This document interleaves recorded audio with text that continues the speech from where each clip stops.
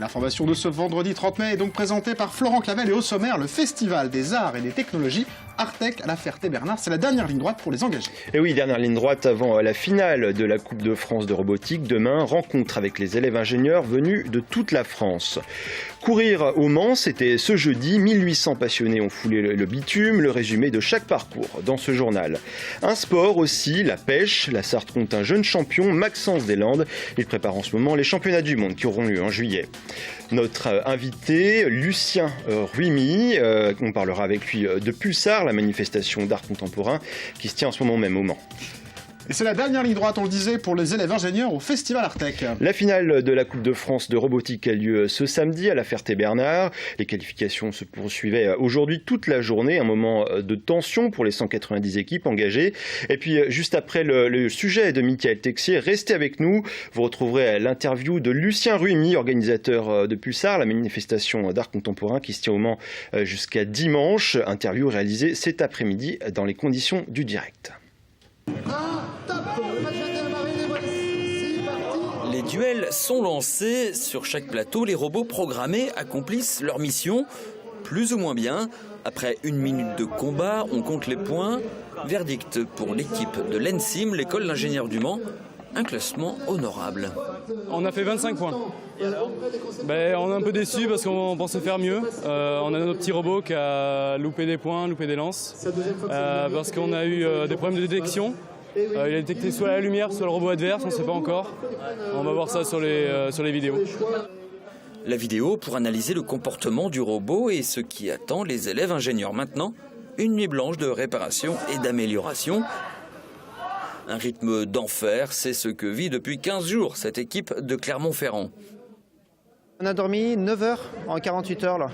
C'est assez stressant, c'est quand même une compétition. Il faut savoir qu'il y a quand même énormément d'heures au niveau de la conception. Il faut prévoir des tas de choses, notamment la gestion des équipes, la détection. Et on n'était même pas confiant pour l'homologation.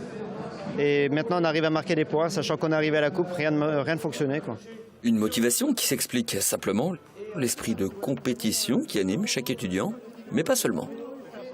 Ça fait partie de leur cursus tout au long de l'année, la construction d'un robot, et l'école qui remporte le premier prix s'en va ensuite à la Coupe Robot à l'étranger. Cette année c'est en Allemagne, donc les deux qui vont être finalistes s'en vont à cette Coupe d'Europe. 190 écoles d'ingénieurs participent à la Coupe de France de robotique. Mais Artec, c'est aussi les lycées, collèges et écoles primaires. Au total, 4 à 5 000 jeunes ont fréquenté Artec cette semaine. Et nous recevons tout de suite Lucien Ruimi. Lucien Ruimi, bonsoir. Bonsoir. Pulsar a débuté hier pour la première fois à l'espace culturel des Quinconces. Qu'est-ce que ça change pour les artistes et le public ? Déjà, c'est un niveau de confort qui est nettement plus élevé que celui quand nous étions sous les chapiteaux. Donc voilà. Donc ceci dit, il y a beaucoup de choses qui sont parfaites, beaucoup de choses, des petits calages à régler, etc. De façon à ce qu'on puisse arriver à une situation qui soit pour nous au niveau de nos exigences, finalement, puisque comme on fait une sélection très forte, il faut que quand même on puisse offrir aux artistes qui ont passé cette sélection des conditions d'exposition les meilleures qui soient. Justement, ça passe par quoi? Une lumière particulière La lumière, c'est qu'elle vient de partout, puisque c'est quelque chose le bâtiment est assez ouvert à la lumière des deux côtés, etc. Mais ceci dit, il y a des petits endroits, il faut faire un petit réglage, etc. Bon, ça c'est du calage. Alors, voilà. C'est de l'expérience petit à petit, et le fait que comme c'est un lieu nouveau, il faut aussi se l'approprier, voir les problèmes qu'il nous pose, les avantages qu'il nous apporte, etc. Donc tout ça, c'est une habitude, c'est un processus à mettre en place. Je pense que l'année prochaine, nous serons au top. Pile poil. Alors, il y a 54 artistes, 600 dossiers envoyés. Vous écrivez à Pulsar 1 sur 10 quasiment. C'est quoi vos critères de sélection? Moi, j'ai pas de critères. Nous, on choisit un jury qui change tous les ans, un jury de professionnels, qui sont des galeristes, critiques d'art, artistes reconnus, etc. Et donc, à partir de ces gens-là, qui chaque année choisissent parmi les dossiers qui leur sont présentés, le nombre d'artistes par rapport au nombre de places que nous pouvons offrir. Ça veut dire quoi par rapport à la manifestation? Que depuis 21 ans, c'est une référence? C'est-à-dire que ça l'est devenu. C'est-à-dire qu'au départ, c'était une bande de copains, on s'amusait bien, et puis le public, lui, a répondu tout de suite présent. Beaucoup de monde. Et après, au bout d'un moment, tout un tas de gens qui nous demandaient est-ce qu'on peut venir, etc. Et puis les copains, des copains, et puis à un moment, ça devenait énorme, quoi. Puis c'était pas très satisfaisant au niveau des conditions qu'on apportait aux artistes, quoi. Et petit à petit, petit à petit, on a été obligé de faire une sélection. Et à partir du moment où on a fait une sélection, au début c'était les copains qui faisaient la sélection, donc ça devenait un peu impossible. Donc après, on a mis un jury extérieur à notre association qui a sélectionné. Au début, on avait 150 dossiers, puis après, c'est passé à 300, 400, 500, 600. Et pour autant, c'est pas un art contemporain élitiste, j'y étais tout à l'heure. C'est plutôt accessible, agréable à l'œil et à interpréter. Pulsar, c'est une sorte de porte d'entrée vers l'art contemporain ? Non, c'est l'art contemporain. Pour moi, ce sont les artistes qui ont du sens au sens de sensible, de quelque chose qui va provoquer une émotion, une colère. On n'est pas sur du concept. On n'est pas sur du concept, on est sur quelque chose où il y a une image, une histoire. Donc il y a quelque chose qui est raconté. Il y a l'image, l'histoire de l'artiste, enfin, tout ça. C'est quelque chose qui est parfaitement créé. Donc le public, la personne qui regarde, elle adhère ou pas. Alors évidemment, chaque année, les gens disent c'est mieux que ceci, ou c'est moins triste, c'est plus triste, etc.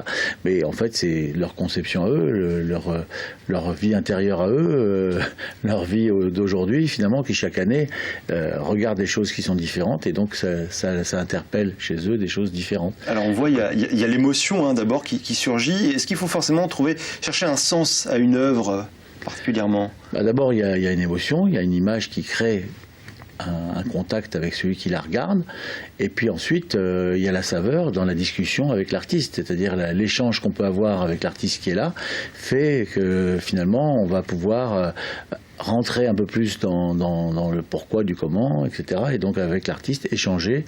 Par exemple, il y avait un artiste qui était absent hier. J'ai proposé de faire à la personne qui s'intéressait à lui de faire la vente pour lui de son œuvre. Il va dire non, moi il faut absolument que je parle avec l'artiste, que je vois avec lui et que je discute avec lui. Pour moi, je ne peux pas acheter une œuvre si je ne rentre pas en contact avec lui, je n'échange pas avec cet artiste-là. Alors justement, toute dernière question, en quelques mots, vous parliez d'acheter, les artistes exposent, mais on peut aussi repartir avec une œuvre. Les gens sont parfois surpris, mais c'est bien ça aussi une exposition.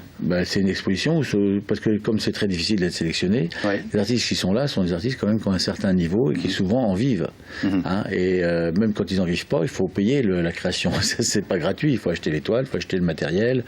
Quand c'est de la photo, il y a le développement, etc. Il y a ça a un coût, tout ça.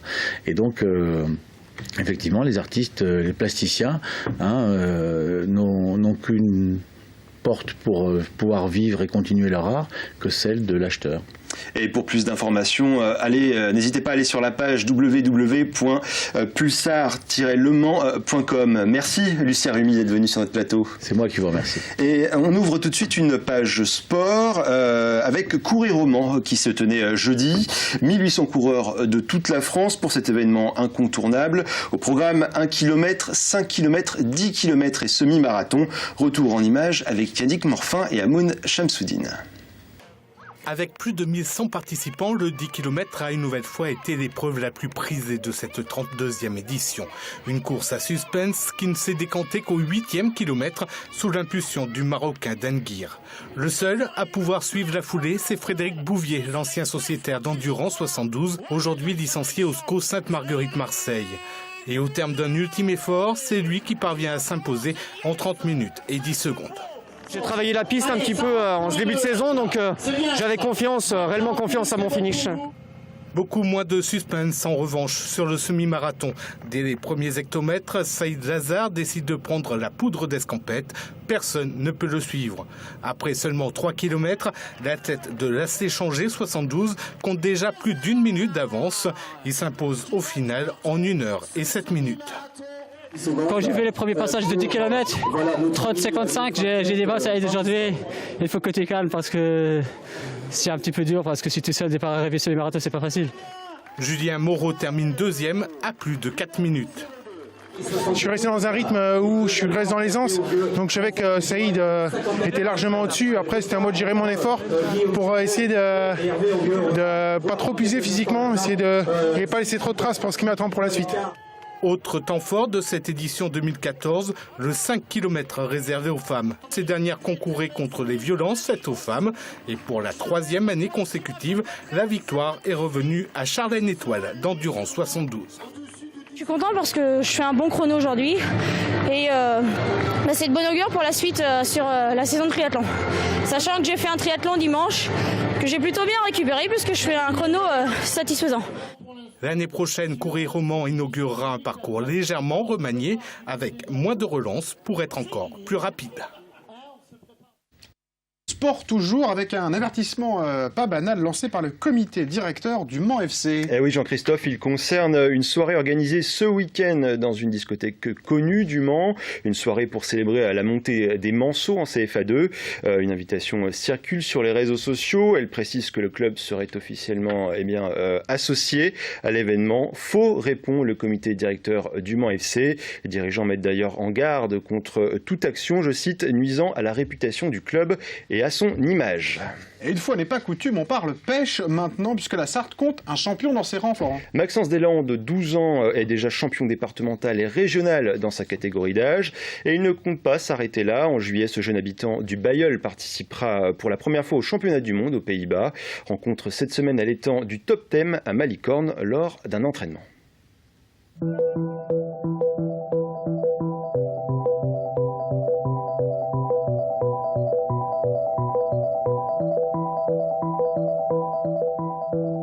Un perfectionniste, passionné et patient. Son record, 7 kilos en 3 heures. C'était au Lude en 2012, les championnats de France. Ce jour-là, comme aujourd'hui à l'étang de Malicorne, il y avait son père. Il pêchait comme ça, donc il était à côté de moi au départ. Et puis ça fait au moins 4, 5, 6 ans que je pêche avec lui. Stéphane Deslandes est devenu son coach. Et Maxence, après tu mets un coup de coupelle. Maxence, 12 ans, est aujourd'hui champion départemental et régional de pêche au coup dans sa catégorie d'âge. De quoi taper dans l'œil du sélectionneur de l'équipe de France, assez pour le convoquer pour les championnats du monde. Ils auront lieu aux Pays-Bas les 25 et 26 juillet. Rien n'est laissé au hasard, et surtout pas cette drôle de tambouille appelée amorce. De la chapelure, du pain, tout ça. À quoi ça sert? À faire venir les poissons, pour que les poissons viennent plus rapidement. L'un des secrets qui font de Maxence un pêcheur hors pair. Il y a aussi les appâts, verres de vase ou asticots, les kits avec des flotteurs de différents grammages et les hameçons par dizaines. Maxence a un faible pour les gardons qu'il pêche par grappe entière dès qu'il est lancé. Pour lui, la pêche n'est pas de tout repos, il insiste, c'est même un sport. Un sport, parce que quand on a un poisson, il faut revenir, il faut aller, il faut déboîter, il faut de la concentration. T'es fatigué après une partie de pêche? Le soir, oui. Joli.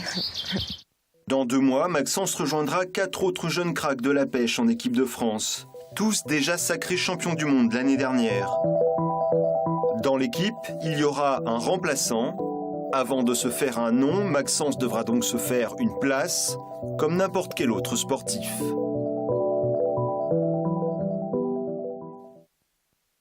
Ce journal avec une info pratique. Attention, si vous devez prendre la voiture ce week-end aux abords du Mans, la circulation risque d'être difficile. Il faudra compter sur les retours du week-end de l'Ascension, mais aussi sur la journée test des 24 heures du Mans qui aura lieu dimanche.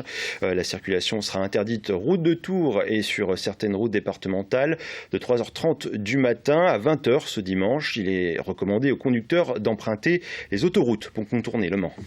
Et c'est la fin de cette édition. Restez avec nous dans un instant, juste après la météo de Romuald de Besson. C'est le retour de l'actu vue par les politiques avec cette semaine Anne Bochef, représentante de Force républicaine. À tout de suite.